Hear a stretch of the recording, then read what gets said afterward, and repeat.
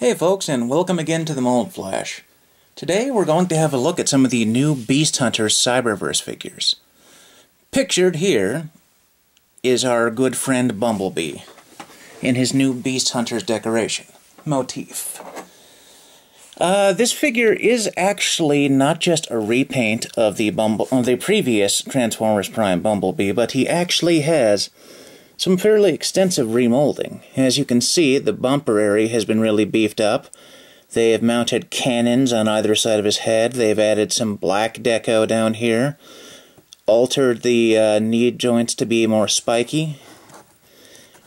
These side door panels, as you can see, have these missile launcher looking dealies added to them.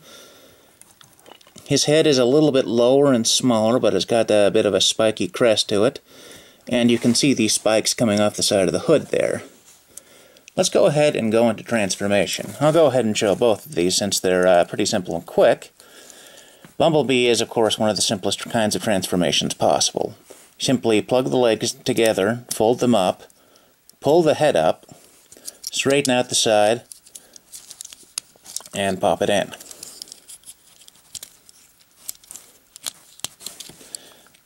And there you have a little yellow sports car with some fairly decent deco. No paintwork on the rear bumper or window, but that's what you can get for this kind of price. I mean, this is a $6 toy. This one comes standard with his little double cannon dealie, which is actually the basis for the mold of the Hunter's version's shoulder cannons. Now, the Beast Hunter's version of Bumblebee, instead of coming with the little rubber laser dealies for his wrists, comes with this. I'm trying to remember what they called it, a cyber shot bow? Something like that? Anyhow, it has a number of pegs. It can be held like a pickaxe, like some kind of unusual gun, or like a more traditional bow figure. It fits very nicely in his hand. Not too terribly loose. Getting it in as a pickaxe is a little bit trickier, but not much. Just has a little less grip. However, getting it in as a crossbow is a little bit tricky. You gotta make sure you got just enough of that plugged in there for it to stay. His posability is, of course, fairly limited, again, since he's just a Cyberverse figure of a very small size. Anyhow, his transformation is more or less unchanged. Peg feet together. Peg legs together. Fold up the feet.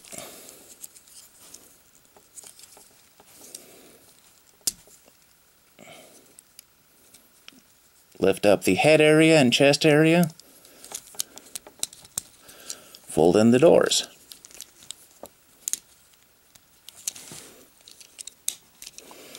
And here we have the much, much spikier Cyberverse Bumblebee.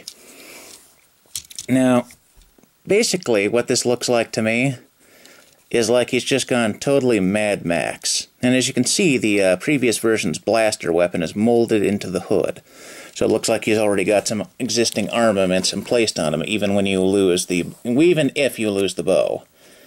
The bow can peg in on top, like so. There's no way to plug it in like a gun, but I suppose you could have it be his AM/FM radio. Nah. We have enough of Bumblebee talking like a radio to begin with, didn't need that. Anyhow, the figure is actually not bad for the price point. Yes, it is another Bumblebee. There's about 16,000 of those.